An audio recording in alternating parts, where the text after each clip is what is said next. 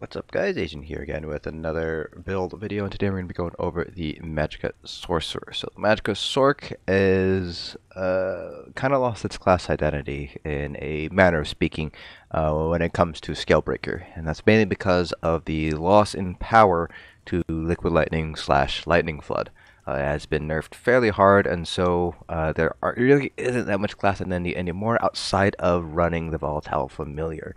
The Twilight Matriarch, that damage was nerfed, so it's no longer really that great to run on a Magicka Sorc. You certainly still can run the Matriarch, it's just not going to give you as much DPS. You would really be running it more for the heal than you would for the damage at this point. So in terms of just raw damage, the only real sort of abilities that you'll be using are going to be Volatile Familiar, Daedric Prey, and Endless Fury.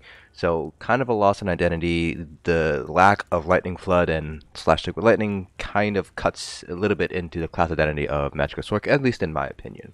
That being said, with the loss in DPS, with the nerf to DPS from the Twilight Matriarch, Mag Sorcs are not looking in a very good spot, at least compared to some other Magicka classes. They're still plenty strong to complete pretty much all the content in the game, but not quite as overpowered as, or I should say, not quite as strong as they used to be in PvE. So just like the rest of our build videos, we'll be going over skills, gears, attributes, everything you need to know to recreate this build yourself, and I will be going over a couple of different gear sets and gear combinations, just for those of you guys who are wondering whether they have access to certain DLCs or expansions, or you might not necessarily need a certain set for a certain fight. So we'll be going over those. Then we'll be going over the rotation itself, which is going to be dynamic. Pretty much most Magicka DPS, if not all of them, are running a dynamic rotation now, just because of the numerous amount of dots that they have to run. And then we'll finish things off with a 21 million dummy parts so you guys get an idea of just how much DPS that we're actually able to hit on a Magicka Sorc. So without further ado, let's go ahead and get started here first with our gear. In terms of gear itself, not much has changed. There have really been no new introductions, at least in Scalebreaker. The new dungeon sets don't really provide any additional DPS compared to current existing meta sets. So the sets themselves haven't really changed between Elsewhere and Scalebreaker, with the exception of one potentially useful sort of support sets. So starting off with Monster Helm, we're still going with Zaan if you're able to be within melee range. And that range is considered to be about 8 meters or so. So if you're able to stay within that range and the boss isn't jumping around, isn't teleporting around, then Zaan's going to be your best Monster Helm set to run. If the boss is running around, or you're not able to be within melee range, you might need to play at range, for example, and then you do have some other Monster Helm set options here. For those of you guys who only have access to the base game, Grothar is pretty much going to fit where Zaan is, because Zaan you do need to have access to Scalecaller Peak dungeon in order to get the set. So Grothar also has that limitation of being 8 meter wide, but it is, instead of a single target, it is multi-target. So it's really great even in just trash bowls, so you don't necessarily need to run this if you only have access to the base game. It's very strong in trash bowls as well, but it is limited by the 8 meter radius. Next, I do want to give a shout out to Iceheart, because it is one of the few Monster Helm sets here with a 1-piece spell crit bonus, which is important to make note of, because there is a ranged option where you wear 2 1-piece crit sets. A 2-piece is also really nice for progression guilds, because it gives you a fairly large damage shield, 8600 damage shield for 6 seconds whenever you do critical damage, so pretty strong. The damage itself is pretty mediocre at best, but again, you're not really running it for the damage, you're running it for the damage shield, so really great for progression style guilds. Moving on from there, Lambris is no longer quite as strong as it used to be, mainly because of the loss of Liquid Lightning and Lightning Flood.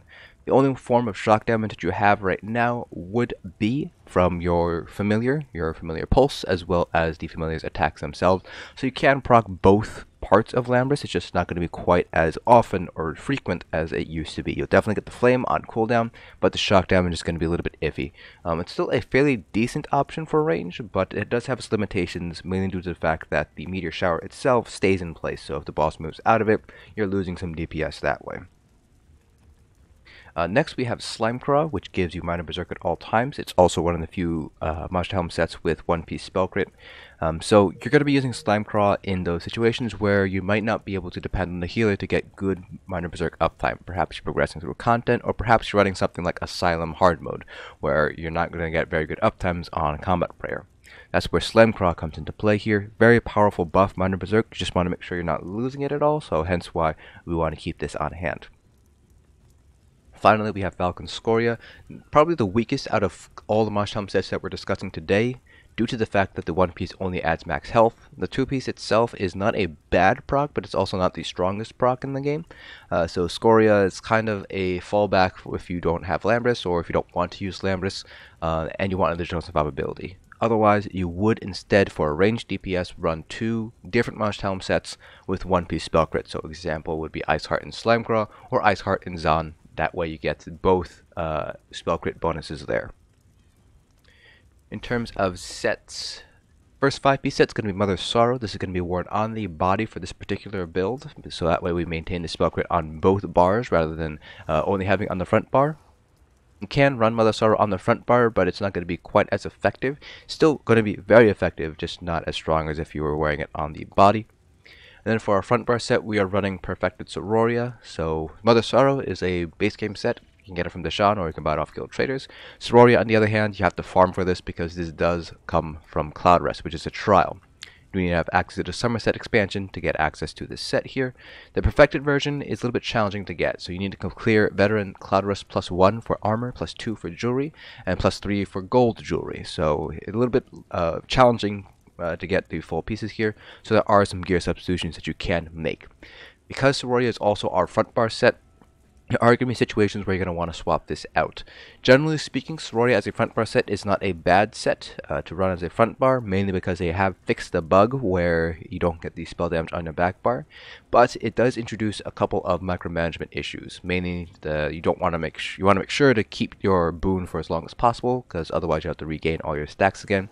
And so, in mobile fights, in fights where you might not be able to micromanage your stacks very well, you will definitely want to swap Siroria out for some other set bonus. And then for our back bar Maelstrom Inferno staff, nothing has changed here. So your Maelstrom staff is going to be infused with weapon damage enchant. You can also go with an absorb Magicka enchant if you need a sustain bonus, or a shock damage enchant. Weapon damage enchant, generally speaking, is going to give you the best all-around DPS, both single target and AoE. For your front bar, we have Precise with the Flame Damage enchant. You can also go with Infused as well. Same enchant though, Flame Damage enchant. The higher your DPS is, the stronger Precise is going to become. And you can think of it like this. Infused is essentially a fixed DPS increase because it only boosts your enchant damage. Versus Precise, which is a relative increase to all DPS because it affects pretty much all of your damage. And so at a certain point, Precise becomes stronger than Infused. And that cutoff is usually between 55 to 60k DPS. So if you're able to hit that, then you're going to want to swap over to Precise just because it's going to be stronger. For jewelry, we're going with 3 Bloodthirsty with 3 spell damage glyphs here. You can also go with Infused or Arcane for your traits if you'd like. Infused is going to be a little bit weaker than Bloodthirsty, and Arcane's also going to be very close to performance in terms of Infused, but it will end up losing out to Bloodthirsty here.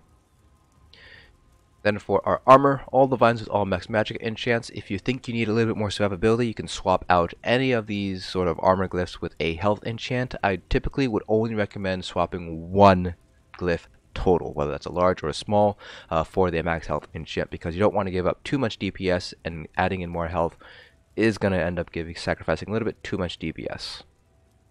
Now, in terms of other sets that you might want to consider running in place of Siroria or Mother's Sorrow, starting off with dungeon sets. Starting from the top here, you have Burning Spellweave, which is a very classic, very traditional set to run. This comes from City of Ash, so this is a base game set here. So when you deal damage to the Flame Damage ability, you have a 15% chance to apply the Burning Status effect to the enemy and increase your spell damage by 525 for 80 seconds. This effect can occur once every 12 seconds. So you can wear this as a front bar set here because it is a proc, so it will carry over to your back bar here. You can also wear it as a body, that way you can maintain higher uptimes on Burning Spellweave. Generally speaking, wearing it as the body will get you anywhere between 5 to 10% more uptime compared to if you were just running it on the front bar from my experience, but it is a pretty strong set to have as a front bar set here. But moving on from there, the only other set I want to point out here is going to be Zaan's Redress, which comes from the new dungeon, Lair of Marsalok. This is going to be more of a support set, so your light attacks apply the Touch of Zen on enemies for 20 seconds. Enemies with this debuff take an additional 1% more damage for each damage over time effect you've placed on them, up to 5%. Now, when it says damage over time effect, it does mean single target damage over time, so things like Blockade will not count towards this additional damage taken debuff, but things like Soul Trap, Degeneration, etc. will. And so on a Magicka DPS, you have several dots here. So you have, for example, Scalding Rune, Soul Trap, Degeneration, that's 3 already. Barbed Trap, if you're running that, would be a 4th one. And so it is, and then Burning also counts as a damage over time effect as well. So you do have several potential options here to get up to the 5% for Zaan's Redress. Very good for support set, but not very strong in terms of personal DPS. You're going to be taking the DPS hit for yourself in exchange for increasing everybody else's DPS. Next, in terms of overland sets, there are a handful of good overland sets to pick up, going from the top and working our way down again. Spinner's Garments is good for trash fights, because you might not be able to get Major Breach on everything, and you will definitely not be able to get Alkosh and Infused Torx Crusher on everything, and so Spinner's Garments just gives you some additional penetration in those trash fights to help burn them down a little bit faster. Not going to be very strong for boss fights, because bosses will typically speaking have all the debuffs active on them, but definitely want to have a set on hand just in case for trash pulls. Moving on from there, Martial Knowledge is another. Similar to Zen, it's going to be a support set, so while your stamina is below 50%, your light attacks cause the enemy to take 8% additional damage for 5 seconds. This effect can occur once every 8 seconds. This is arguably better on a support role, but there have been some groups that put this on DPS instead, so just keep that in mind. The bonuses themselves are not terrible, but the proc condition, keeping your stamina below 50%, might be a little bit challenging, depending on the specific piece of content. Next is going to be Necropotence, which fits in very well with this particular build because we are running pets, so we always have the 3150 max Magicka active, assuming that our pet is out and we don't end up dying. So it just gives us a bunch of max Magicka. Very easy set to obtain. It's a base game set, comes from Riven Spire, so pretty easy to obtain, whether you're farming or buying it off of guild traders. And you'll definitely want to wear this as a body set, just that way you have that 3150 max Magicka on both bars rather than just on the one bar. Then Crafty Elfique kind of fits into that same mold of Necropotence, just a little bit weaker. There's really no reason to run this as a Magicka Sorc, but I just want to point it out that it is basically a slightly weaker version of Necropotence in case you want to run it for whatever reason. Next, in terms of trial sets, the first trial set that I want to mention here is going to be Infallible Aether, also known as Infallible Mage, mainly because you might run a heavy attack build, and so it's nice to have this on hand. Generally speaking, this will be put on a healer rather than a DPS, but really depends on each group, so just potentially want to consider picking this up depending on your specific raid group. And then you have Perfected False God's Devotion, which comes from the Sunspire Trial. This is essentially the Magicka version of Vicious Ophidian, so it gives you a bunch of armor bonuses. So you can see the Perfected version gives you 4 total armor bonuses on top of the Minus Slayer and the unique 5-piece bonus. The 5-piece bonus reduces the cost of magic abilities by 8%, which is still going to be useful, even though generally sustain has been improved for Magicka DPS.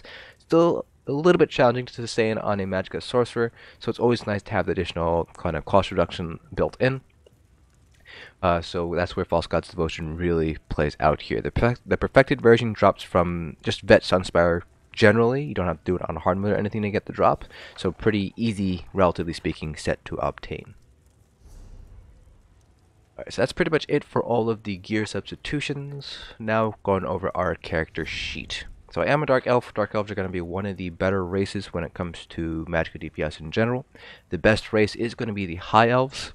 So the High Elves get 2000 max Magicka and 258 additional spell damage. Dark Elves, on the other hand, get 1875 max Magicka and 258 additional spell damage, so a little bit less max Magicka. However, Dark Elves, unlike the High Elves, get that same amount of stamina and max stamina and weapon damage. So if you ever want to swap over to a Stamina Sorc, it's easier to do so on a Dark Elf than it would be on an Altmer. And so that's kind of where Dark Elves really play out here. The ability to kind of go either direction, stamina or magic DPS, really helps out there if you're just looking for raw DPS. Another two races are going to be the Bretons and the Khajiits. So the Bretons kind of fit into a more sustain-oriented role. They get 2,000 max Magicka, just like the High Elves, but they do not get any additional spell damage. Instead, they get 100 Magicka regen, and they get 7% cost reduction to all Magicka-based abilities. So basically, if you're playing a Breton, you pretty much have a permanent False God's Devotion. So that's really strong for sustain, and again, Mag Sorks are still struggling a little bit with sustain, even in Scalebreaker, so it's always nice to have that additional sustain there. Finally, the Khajiits kind of fit into this sort of jack-of-all-trades role. So if this character is going to be your main character and you're not sure if you want to commit to a magic DPS, maybe you want to do stamina DPS, maybe you want to also do a support role, maybe you want to flex between all three. Khajiits are a good race to kind of get your feet wet into all these different roles because they have very well-rounded racial passives. 825 Magicka health and stamina, 85 Magicka and stamina regen, 100 health regen, and 10% additional critical healing done and critical damage done. So as you can see, very balanced stats across the board, making them a pretty good jack-of-all-trades, master of none race. But if you want to specialize in DPS or tanking or healing, there are going to be better races than the Khajiits. In terms of attributes, all of our points are going into max Magicka here. Now, because we're a Sork, we do get additional health through a passive on the Daedric summoning line, gives us 15% more health, so we don't necessarily need to put any extra points into health. Even if we are running something like Clockwork Citrus Fillet or Witchmother's Potent Brew, with the Daedric summoning passive, we're sitting at just over 16k health or so, so it's not really absolutely necessary to get any additional points into health here. If you'd like, you can certainly put points into health if you're running sustained food. So it's kind of up to you whether you want to do that or not. Generally speaking, you want to hit between 16.5 to 17k max health or vet trials before toughness and before Ebon, just so that way you can survive any sort of big damage hits that could otherwise be one-shots. Again, don't necessarily need to put points into health. You can just shift maybe an armor enchant to health if you'd prefer. Kind of up to you how you get to that kind of health threshold here. Moving on to our Mundus Stone, we're still sticking with the Shadow. The Shadow is still the strongest Mundus in the game. And then for the purposes of the Parse, we are running Parse Food, so this is Max Magicka and Magicka Regen. This is just to give us an accurate comparison across the various classes, so that way all of our buffs are pretty much remaining exactly the same across the board here. In actuality, you would be running either Clockwork Citrus Fillet, Witchmother's Potent Brew, or if you're able to sustain it, Blue Food. On shorter fights, Blue Food is going to be superior, but on longer, drawn-out fights, you might want to swap over to Sustained Food, so that way you don't end up doing too many heavy attacks. Next, we are a vampire, and this is just to help out with our overall sustain. So at stage 2, you get access to 10% additional Magicka regen and stamina regen. So again, kind of helping buff up the Sork sustain because we do have issues with sustain as a Magicka Sorcerer. You don't have to be a vampire if you don't want to. As you can see, there are some downsides. You get a little bit less health regen, and you take more damage from fire. So kind of need to offset that a little bit, so don't feel like you have to be a vampire if you want to be a Magicka Sorcerer, but I do recommend looking into it as a potential option if you're having trouble sustaining. The 10% additional Magicka regen does actually make a little bit of a difference here. Next, going over our skill bars. Starting off with our front bar, we have Endless Fury, Scalding Rune, Volatile Familiar, Daedric Prey, Degeneration, and Greater Storm Atronach.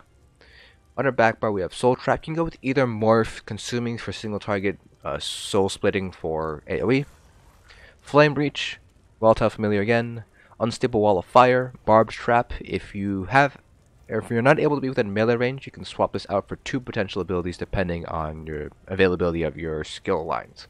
If you don't have access to the Sigil Order line, your only other option is going to be Lightweight Beast Trap for the Minor Force.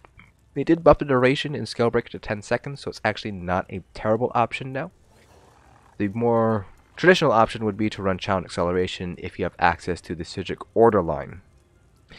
So that's kind of your 2 options if you're not able to be within melee range to get that Barb Trap going. Then obviously just double up on Greater Storm Atronach here. It's still the best ultimate to run here.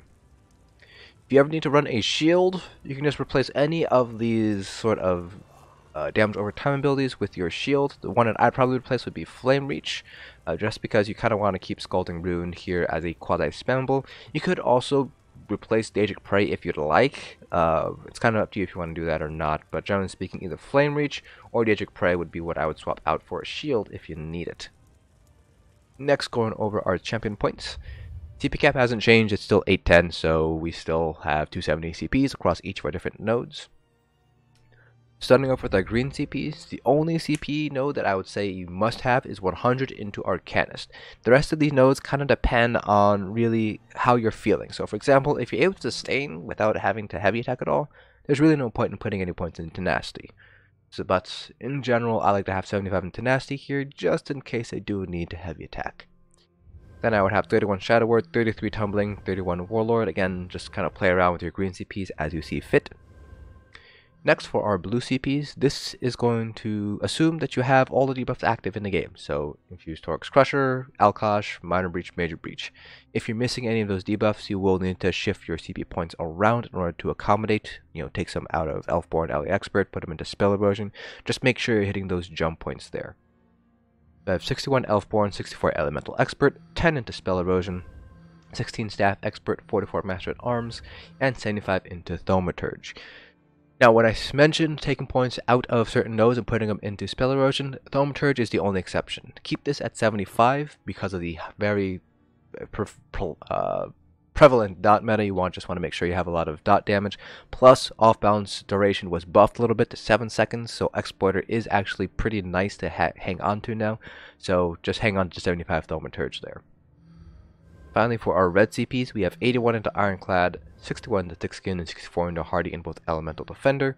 This is going to give you a very balanced approach to all content, but if you are progressing, for example, Maw of Locage, you're definitely going to want to shift CP points around because you won't necessarily be taking a lot of physical damage. So you just take points out of Hardy, put them elsewhere, for example. So that covers pretty much all of the build information. Now, let's go ahead and talk about the rotation itself. So like I mentioned, we're going to have a little bit of a dynamic rotation here just because our dots don't line up very well. 10 seconds on Soul Trap, 10 seconds on Flame Reach, 8 seconds on Volatile Familiar, 8 seconds on Unstable Wall. So these all line up pretty decently well. Barbed Trap is 18 seconds. Scalding Rune is 14 seconds. And Daedric Prey is 6 seconds. Degeneration is 12 seconds. So they start to fall apart here on the front bar here. So generally speaking, what you're going to do is you're just going to want to try to keep an eye on all your dots and just try to maintain them as best you can. Basically, you're just going to be playing the dot cooldown game.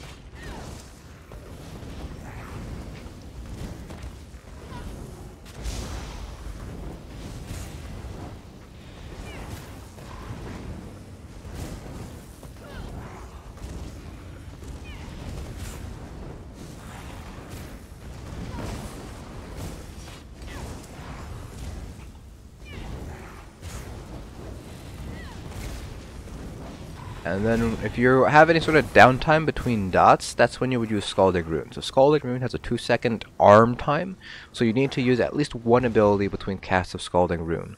So basically what this means is if you are in a position where your dots are still kind of running and you don't really have any time to kind of re-up them, just swap off between using Scalding Rune and Unstable Wall. Unstable Wall, if you recast it early, will just explode, as you can see there.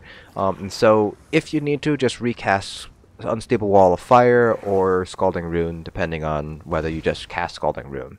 So for example, if all your dots are basically still up, then just do Scalding Rune, swap to back bar, do Unstable Wall, swap back to Scalding Rune, and at that point one of your dots probably is about to run out, so then you can just use that dot instead.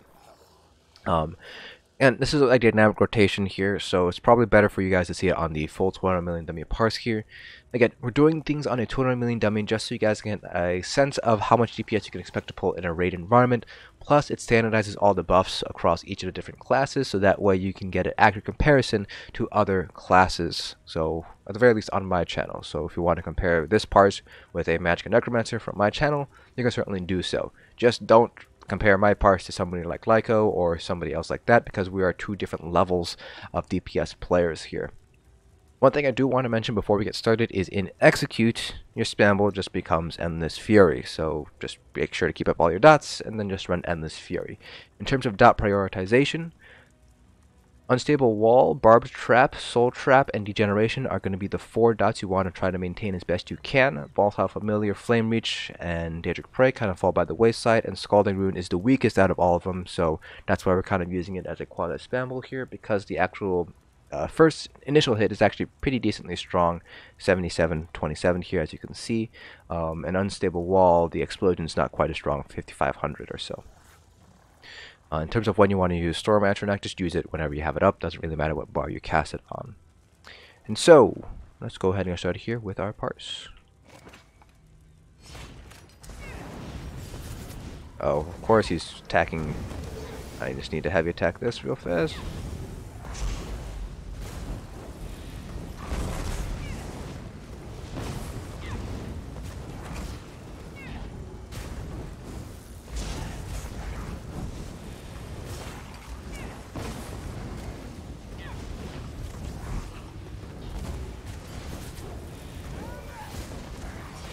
Oops.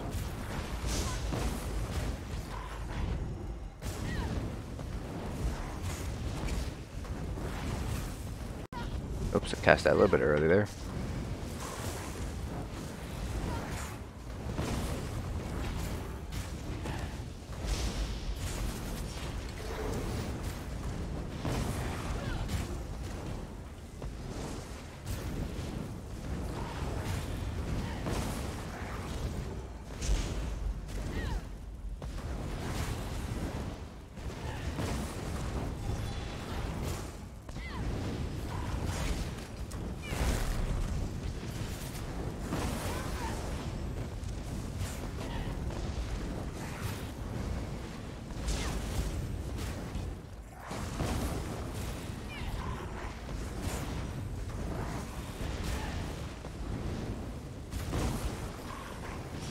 You can see here a very dynamic rotation.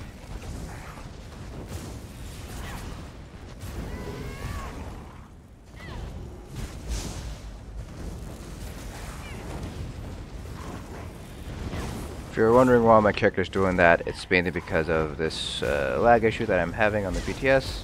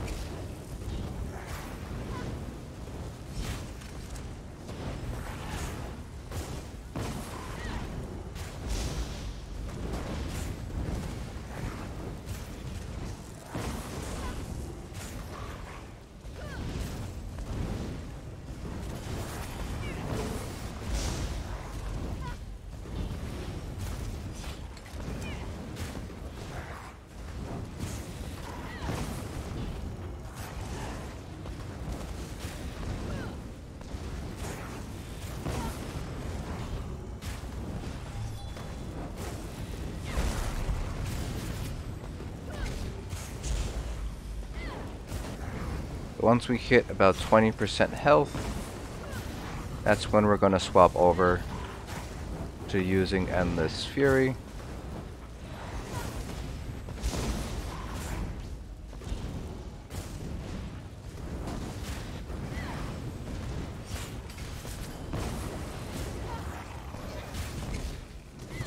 So at this point, we're just going to maintain our dots.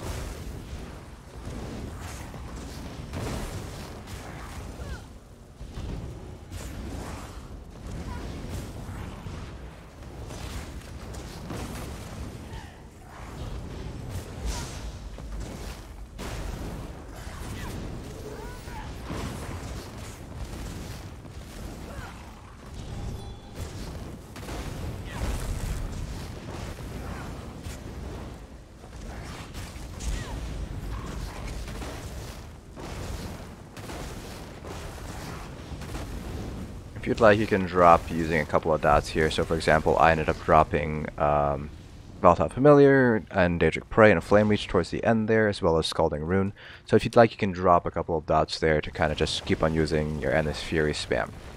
Now, in terms of overall DPS, pulled about 83.2k on the target dummy here, so you can see not quite as strong as it used to be, mainly just due to the fact that we're not able to run the Matriarch anymore.